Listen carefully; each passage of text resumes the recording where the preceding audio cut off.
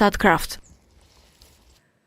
Mirë, do të flasim tani për një temë shumë interesante. Viti 2025 që lam pas është viti i tretë radhazi më i nxehtë. Besoj e kemi kuptuar dhe përjetuar edhe vetë në raport me të gjitha muajt, ku në fakt në periudhën kohore të dimrit, në strinë e dimrit nuk kemi patur në një dimër të ftohtë. Kam kënaqësinë të kem në studio meteorologen e njohur Rezarda Xhakollari. Të përshëndes. Përshëndetje Ermal, faleminderit. Kënaqësi gjithmonë të kem në studio Rezarda, ndërkohë është një periudhë kohore që ne i komentojmë shumë së bashku, edhe në fakt ka ndodhur dhe përmbytjet këtë periudhë që ne sapo po themi po e superojmë, po e kalojmë disi këtë periudhë të vështirë, por po e nis nga ky lajm. Pra 2025 një vit i nxehtë. Sigurisht faktorët janë ata ndryshimet e klimës, besoj kryesore, apo dhe dora e njeriut ka të bëjë në këtë kontekst, megjithëse mund të jetë globale, po. Po, është vërtet.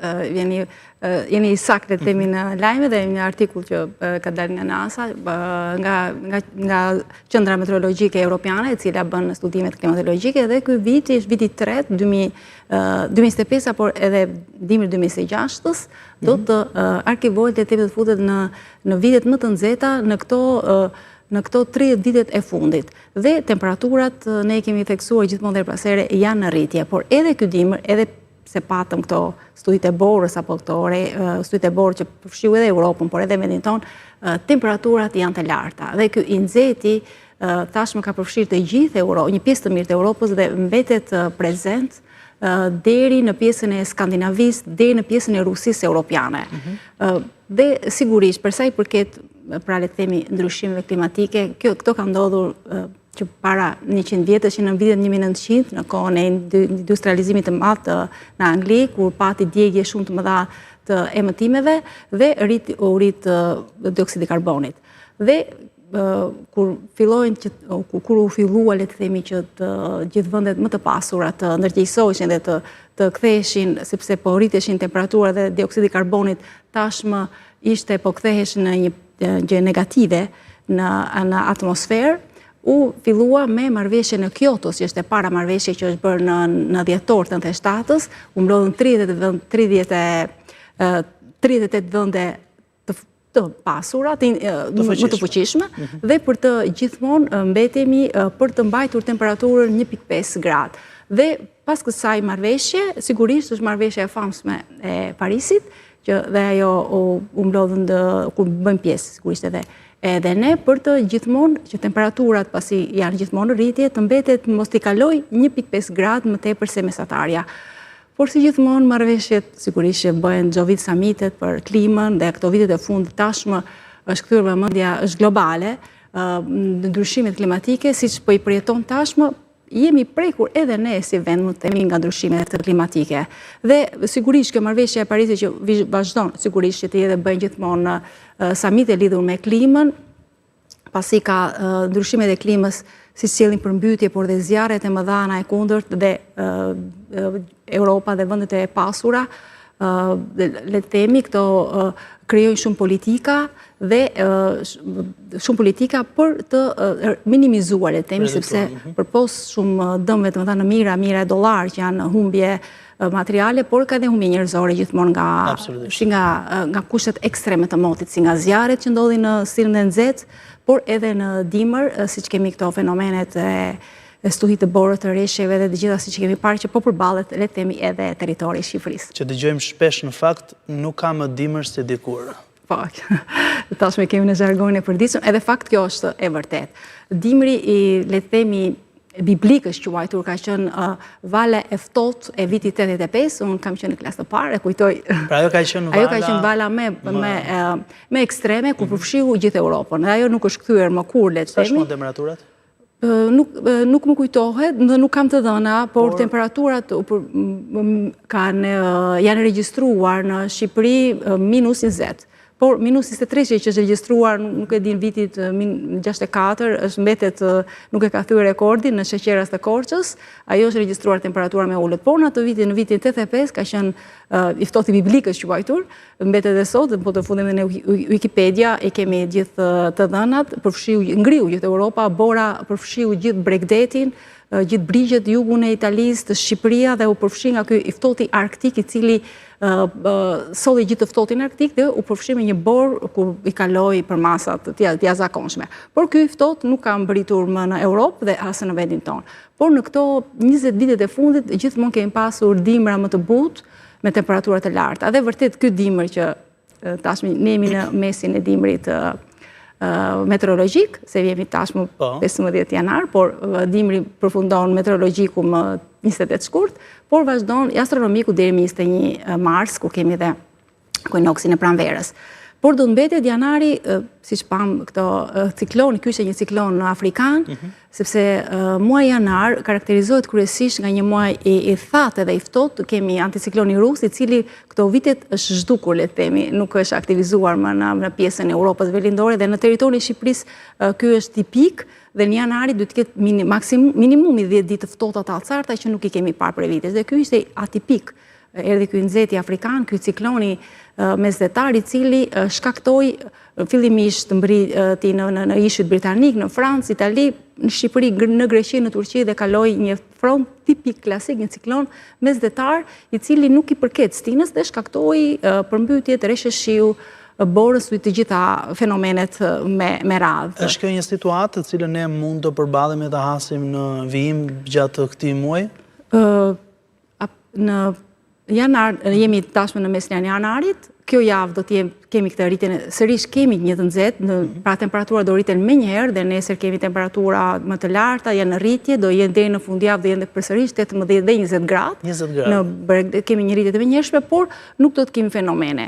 Dhe më njëherë, dhe kjo e reflekton këtë, le të themi këtë ndryshimet klimatike, që është një proces klimatik, por edhe edhe faktorët antropogjen, njeriu sigurisht që ka bërë punë vetë në këto mijëra vjet që është në planet.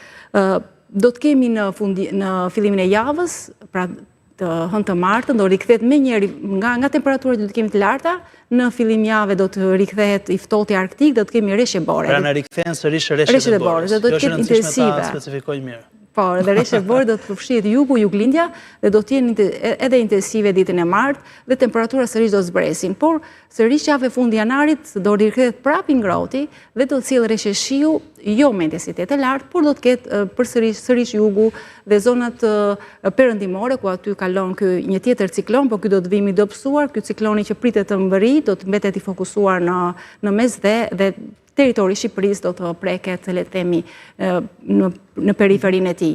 Por do të mbyllet një janar dhe do të jetë një janar me temperatura në mesataren e tyre të larta dhe i paqëndrueshëm dhe me rreshtë shiu të cilat do të jenë deri në intensitet mesatar. Rezerda, nëse i referohemi dhe situatës së përmbytjes që na ndodhi këto ditë, ju e shpjeguat mirë, por unë do ta shoh pak edhe në një kontekst tjetër atë të përgatitjes. Ishte për shkak se vërtet pati një intensitet tepër të lartë, pra e pa ndodhur ndonjëherë, apo dhe ne vetë na gjete pa përgatitur. Pra për të bërë një lloj analize të ftohtë disi, në kuadër se çka shef, pra ishte një situatë që nuk kemi ndodhur kurrë, gjithmonë ishte një intensitet shumë i lartë, i papërballueshëm, apo dhe u kalua pak lehtë dhe u gjendëm asaj pjesë e kësaj situate. Sigurisht ne jemi të konshient në këtu ku jetojmë. Sigurisht që ky ciklon pati rreshje intensive, sidomos juglindja u regjistruan rreshje mbi 120 mm në harkun për 24 orë, por sigurisht dhe po të marr Durrësin, u përmbyt Ishkëneta, që nga fjala Ishkënet, është kënet dhe detyrimisht në ato ndërtime që janë bëna.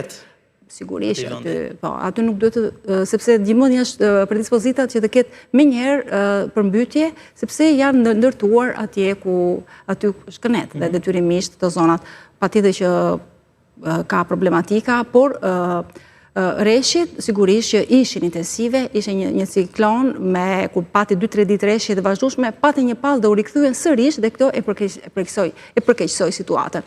Po sigurisht edhe problematikat e tjera që institucionet përkatëse sigurisht duhet merren në masat, por problemi është shumë në këto le ta quajmë në këto 30 vitet e fundit të tradicionit. Paktën nga literatura, në fundin e verës, gjithmonë pastrojnë basenet e lumenjve, sepse për të hequr gjithë detyrinat e dimrit dhe duhet pastrojnë basenet. Janë gjithë institucionet përkatëse që duhet të marrin masat në në fundin në verë dhe në vjesht, që të paraprin çfarë do ndodhë në dimër.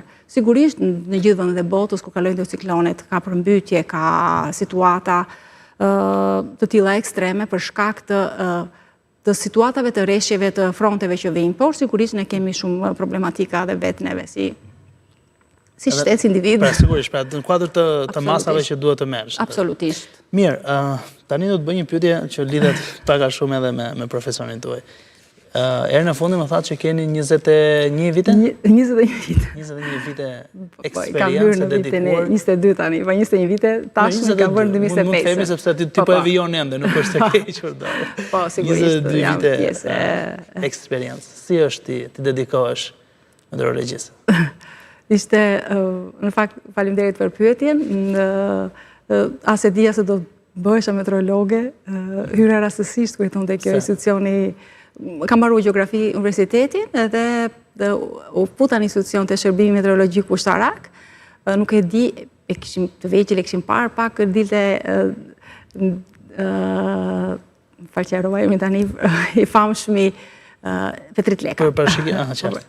Por ishim të vegjël edhe nuk e dija që ekzistonte një që parashikoj moti po si kështë edhjensisht. Edhe sa marrova shkollën, pata fatin dhe që të futesha në këtë institucion, pasi gjeografia është një lëndë që ka lidhje me meteorologjin, por ka shumë gjëra, është fizik, matematik dhe ka shumë.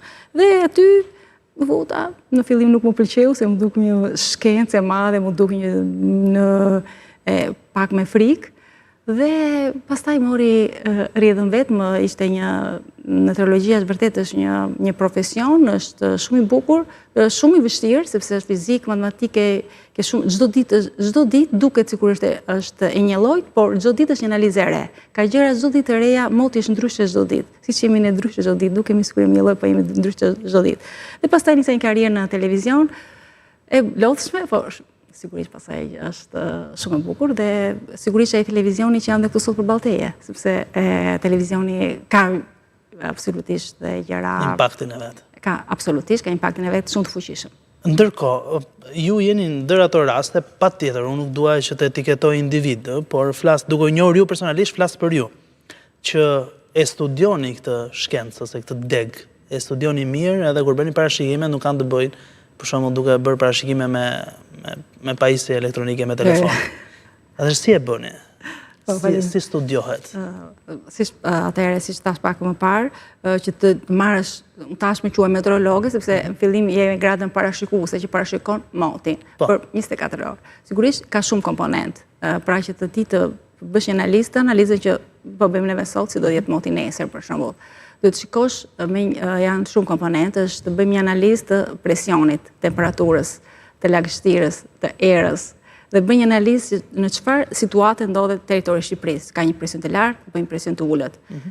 Kjo do të shikosh të gjithë komponentët me radhë dhe nuk do të neglizhosh as edhe një element, edhe kur të jetë një mot i mirë me diell, kur i shikon me detaj elementët, do të shikosh me shumë kujdes. Në moment që ti neglizhon një gjë, të shtonë i parashikimi, thua intensifikohet era pas dite, ti nuk e ke parë, ta zonë me intensitet, me kujdes.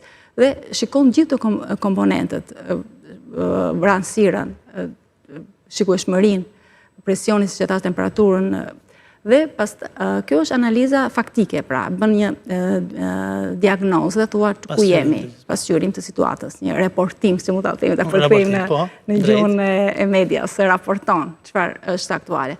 Pastaj për të bërë parashikimi, se do të shikosh që çfarë do sjell, çfarë do ndodh. Eksakt, pra unë do të bëj një parashikim për nesër, për shembull. Do të mund ta bëj?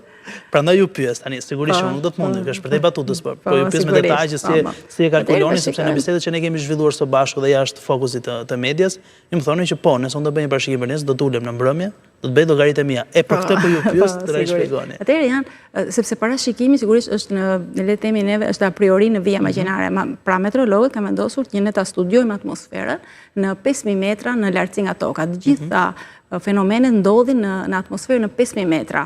Dhe aty bëhet parashikimi, studiohen këto modelet matematikore, lagështira, masat ajrore, të gjitha këto komponentët, presioni, si do të evoloj, çfarë do sjellin, dhe janë këto modelet matematikore i studioj, sepse tashmë jam kam bërë një specializim për këtë, për të studiuar, për të kuptuar këto modelet, që ti përkthesh pasaj në diell apo në shqip në studi, dhe maksimumi Organizata Botërore e Meteorologjisë është standard, është kërkesë, duhet të parashikojmë maksimumi deri në 5 ditë. Deri në 5 ditë mund të jetë saktë. Parashikimi sakt.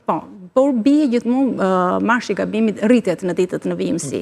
Por për 24 orë sot edhe nesër do të jesh ajo marshi i gabimit do të jetë shumë i ulët, sepse ti ke janë më të qarta. Tashmi mund ta thuash sakt çfarë drejtimi do marrë era dhe çfarë do të sjell, çfarë fenomeni do kemi. Zakonisht ky studimi bërë. Tashmë tani si tani u bë vite, po dakord, për shkak sa kohë kërkon. Po sigurisht, kushte normale. Po, kushte normale, atë do të ulesh të studiosh, të shikosh pak në 30 minuta, ti shikosh mirë të gjitha modelet për të arritur atë analizë, të thuash sot do jetë presioni kaq, sot do jetë para ditës do të kemi diell, mbas ditës do të kemi shi, por në mbrëmje do të pushojë. I përngjan një procedurë të hedhjes së fallit, ja? Jo. Kjo është mbërgjan një procedurë të mjeku. Nuk është kështu. Jam i sigurt që është kështu. Ndërkohë, të ka ndodhur ndonjëherë në fillimet e tua, se jemi në mbyllje të intervistës, edhe dua që ta dedikoj këtë pjesën pak si personazh se e meriton. Janë shumë vite që i ke shërbyer publikut edhe është vlerësim për ju realisht, individualisht, por edhe atë çka ju keni kontribuar ndër vite. Të ka ndodhur ndonjëherë në fillim për shembull të bësh një parashikim edhe të dalë totalisht tjetër. Ndoshta tani jo, jam i sigurt po. Mund ndodhe tani. Po. Ne ka ndodhur në fillimet e para shumë herë dhe kur e merrjem edhe me frikë, sepse gjithmonë shumë disa herë, dhe sidomos janë situatat në pranverë edhe kur ndryshon stila në stil, se kur është dimër e di që vjen fronti dhe ti e di që do të vi shiu, por në pranverë dhe në verë, kur janë këto situatat, këto rebeshet e qershorit e të korikut që ato të mashtrojnë, që thua nuk do ketë, kur e zhvillohet një re në dajt, edhe kur e shikoj që po nxihesh do vi, ose fronti, do vi shiu, dhe absolutisht ka ndodhur absolutisht disa herë. Dhe gjithmonë kur punoja edhe në ekran, edhe pse unë kisha vite që tashmë isha, por edhe në momentin e fundit do ta shikoj edhe një herë mirë për të qenë se kisha një përgjegjësi. Dhe pasaj këtë një sfidë me veten, për bëja një analizë me veten time. Po edhe pse njerëzit, qytetarët ju ndjekin me shumë vëmendje. Unë e vëre këtë në koment dhe në shikueshmëri. Dhe unë i falenderoj, fakt sepse një personazh më kanë ndjekur në vite dhe unë vërtet i falenderoj dhe gjej rastin të përshëndes sot sepse di që kur do shohin dhe do komentojnë poshtë kur do kthehesh. Tani po e shikoj modi tamam ose këto shprehjet, sepse ishte një periudhë e gjatë që ju dedikova vërtet dhe ju fokusova me shumë përgjegjësi, siç mund të ka marrësh një detyrë, dhe kur ti merr përsipër një detyrë do ta bësh me përgjegjësi deri në fund. Je ti e kënaqur për këtë, po të drejtohem me ti se ne jemi miq. Absolutisht kemi. E kënaqur në këtë rrugëtim të bërë në kaq vite edhe si e njohur tani më si Rezi e motit? Po, absolutisht, po. Ka ato, e kam thënë pra, puna që kam kryer në ekran temi është si një marrëdhënie. Do ti jep shumë, sigurisht, por edhe merr pastaj. Dhe e merr dhe e ndjen atë dhe unë jam shumë vërtet, sidomos tani që nuk dal në ekran, tani i vlerësoj më shumë që nuk më harrojnë dhe më identifikojnë apo më përshëndesin dhe në këto intervistat ju komentojnë. Po, dhe i kemi bërë që të shpesht. Jo, shumë nuk janë, duhet të intensifikojnë më tepër. Ndërkohë, ka interes për këtë deg nga të rinjt sot edhe si analizon ti këtë profesion, nëse mund ta quajmë kështu profesion? Po, meteorologjia është profesion i dedikuar. Po, në Shqipëri, por edhe në Itali nuk ka universitet, por në gjithë Europës ka universitet që studiohet meteorologjia, meteorolog, para të mbaron studion fizikën, matematikën, po fizika është baza dhe absolutisht ka interes, sepse është shërbim meteorologjik, kushtarak, po mund të punosh edhe mund të bësh edhe vetë privat, po sigurisht dhe sidomos unë kam teksuar në vitet e fundit që tashmë klima ka këto ndryshimet dhe ne jemi gjithmonë në temperaturën e rritje, klima kemi këto ndryshimet, është sigurisht që është një profesion që kanë, për mua mas është profesioni im, që është shumë i specifik dhe shumë i rëndësishëm. Edhe pse duket moti, parashikimi motit pak kështu, se jep një minutë ka. Patjetër. Është specifik dhe jemi pak le të themi, së mos dhe në Shqipëri, sepse është edhe vend Duke pak më i vogël. qenë pak paguani mirë. Po, jam e kënaqur. Okej. Ti e di që unë nuk i harroj këto batuta. Lazare, të falenderoj shumë, uroj vërtet që të shihemi më shpesh në media, edhe keni një mision shumë të veçantë dhe një profesion të admirueshëm, në fakt se jo shumë e bojnë, është diçka e rrallë, ju keni bërë dhe specializime gjithashtu edhe jashtë në shtetet e Evropës. Po, faleminderit, është e vërtet, sepse siç e theksova, po në Shqipëri janë institucionet, por nuk është shkollë e Mirfield që ti të certifikohesh si një meteorolog dhe kam pas fatin sigurisht në institucionet ku kam punuar që të certifikohesh si një meteorologe. Të falenderoj shumë kënaqësi të kisha në program. Faleminderit Ermal, të uroj edhe ty vazhdim të mbarë në misionin tënd shumë të bukur por dhe shumë të vështirë. Të falenderoj. Ne do ndalemi tani tek një zhvillim i minutës së fundit, rriten tensioni